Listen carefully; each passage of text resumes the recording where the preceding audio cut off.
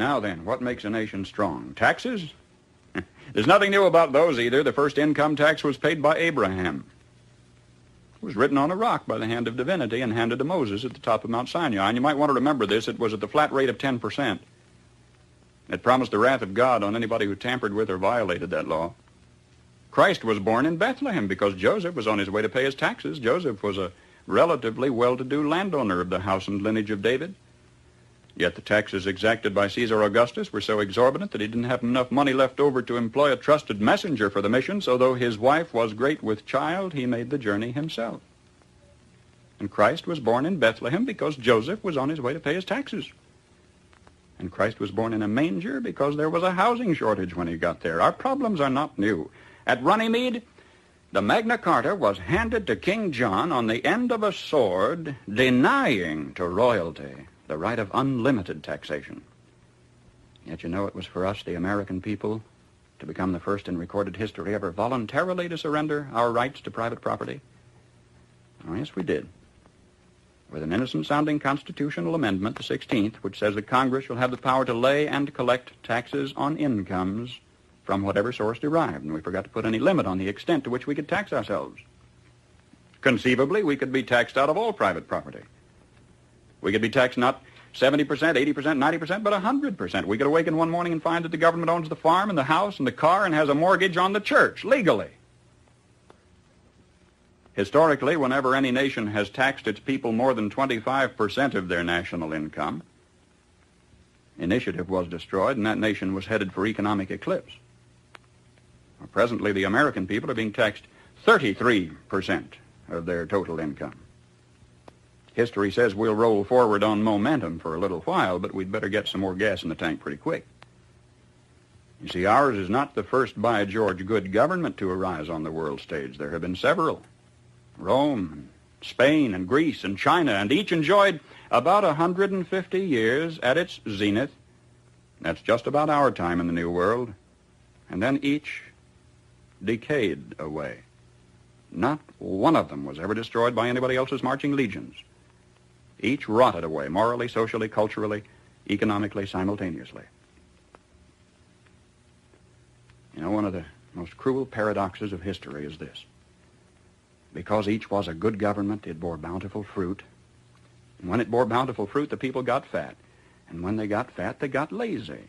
And when they got lazy, they began to want to absolve themselves of personal responsibility and turn over to government to do for them things which traditionally they had been doing for themselves. At first, there appears to be nothing wrong in asking government to perform some extra service for you, but if you ask government for extra services, government, in order to perform its increasing function, has to get bigger, right? And as government gets bigger, in order to support its increasing size, it has to what? Tax the individual more, so the individual gets littler. And to collect the increased taxes requires more tax collectors, so the government gets bigger, and in order to pay the additional tax collectors, it has to tax the individual more, so the government gets bigger and the individual gets littler. And the government gets bigger and the individual gets littler until the government is all-powerful. The individual is hardly anything at all. The government is all-powerful. The people are cattle. Now, some believe that the need is for a vigorous, strong man to arise on the scene, to regulate and regiment the affairs of men. Yet history tells us there have been several such. Once upon a time, there was a nation great and powerful and good. She was suffering from the aftermath of war, from a depression. And then came upon the scene a leader, an idealist, self-confident, intolerant of criticism. Wisely, he limited his early activities to combating the financial depression. Nobody could argue with that. But in a while, he began to regulate business and establish new rules to govern commerce and finance. Some of them in diametrical disagreement with the God-made laws of supply and demand, but anybody who disagreed with those new rules was promptly fired. The new leader saw that under the old system of free enterprise, landlords prospered, so he levied new taxes to take away their profits and destroy what he called the monopoly of capital. To please laborers, he controlled prices. To win the favor of the farmers, he gave them loans and subsidies. The national debt mounted alarmingly. Whenever anybody tried to tell him that governments, even as people, can go broke when they spend beyond their incomes, he said they just didn't understand deficit finance. What do you say? Did he build on rock or on sand? I say on sand. For you see, this was the story of Emperor Su Tongpo, who led China to its doom more than 1,000 years ago. I am satisfied with all my heart that if Uncle Sam ever does get whipped, here too, it will have been an inside job. It was internal decay. It was not external attack that destroyed the Roman Empire. Starting about 146 B.C., internal conditions in Rome were characterized by a welter of class wars and conflicts, street brawls, corrupt governors, lack of personal integrity and moral responsibility. About 290 years after Christ, a Roman emperor named Diocletian took over. He really grabbed the bull by the horns. He took over in a period of turmoil and severe depression. The first thing Diocletian did was call in the gold and close the banks and raise the taxes.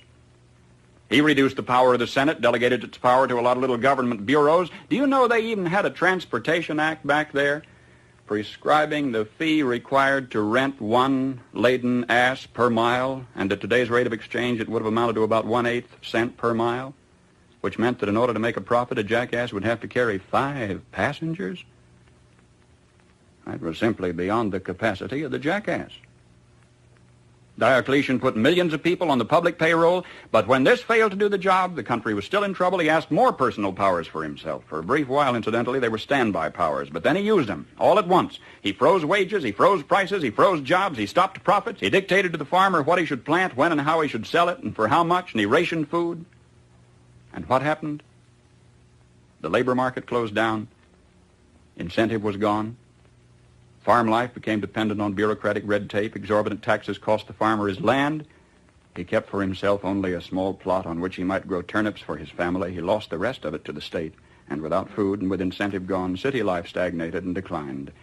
And Rome passed into what history has recorded as the Dark Ages, lasting 1,000 years. Just by turning to the left, the world has gone in circles. A nation would evolve from a monarchy into an oligarchy, from oligarchy to dictatorship, from dictatorship to bureaucracy, from bureaucracy to pure democracy, where finally the people would cry out from the chaos and confusion of the streets, "Oh, please, God, give us a king," and God would give them a king, and they'd have a monarchy again and start the whole silly cycle anew. Now, either we will profit from the errors of their ways, or it follows as the night the day, our children are going to have to relive the Dark Ages all over again. How come, after thousands of years of experiment, our new nation has come so far so fast? All this in less than 200 years. What is the secret of our success? Well, I think it had to do with a basic American's creed. Perhaps it never passed the pioneer's lips in this form, but if it had, I think he would have said something like this: I believe in my God, in my country, and in myself. I know that sounds like a trite, too simple thing to say, and yet it's a rare man today who will dare to stand up and say, I believe in my God and my country and in myself, and in that order. When the early American pioneer first turned his eyes toward the West, there were only Indian trails, or traces as they were called, for him to follow through the wilderness. Do you know today you can roller skate from Miami to Seattle? From San Diego to Plymouth Rock? In this little bitty instant, as historical time is measured, our 7% of the Earth's population has come to possess more than half of all the world's good things. How come? Well, sir, when that early pioneer turned his eyes toward the West, he didn't demand that somebody else look after him. He didn't demand a free education. He didn't demand a guaranteed rocking chair at eventide. He didn't demand that somebody else take care of him if he got ill or got old. There was an old-fashioned philosophy in those days that a man was supposed to provide for his own and for his own future. He didn't demand a maximum amount of money for a minimum amount of work, nor did he expect pay for no work at all. Come to think of it, he didn't demand anything.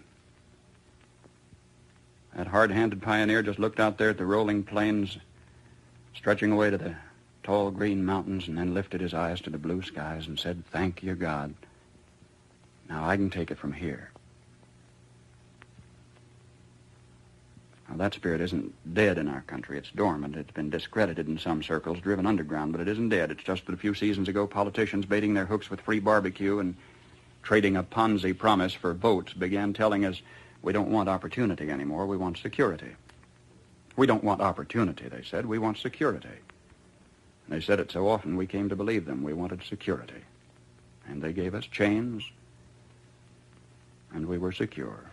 Suddenly, with our constitutional guarantees depleted, with our national character eroding away, with our tax laws penalizing those who dare to prosper, with workers concentrating on how little they can get by with instead of how much they can produce, suddenly we looked overhead one day to discover that the first tin moon in space was a Russian accomplishment, that free men dragging their feet had been outdistanced by slave workers dragging their chains.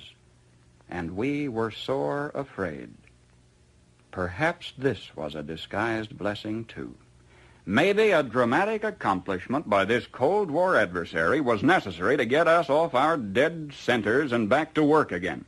If we can revive in ourselves, then in our youth, something of that basic American's creed, the horizon has never, ever been so limitless. For man stands now on the threshold of his highest adventure of all, his first faltering footsteps into space. 20 years from today, half of the products you will be using in your everyday living aren't even in the dictionary yet. We've got it made. If we just keep on keeping on, we've got it made. And if we don't, we will follow those other great nation-states of history into the graveyard of ignominious oblivion. History promises only this for certain. We will get exactly what we deserve.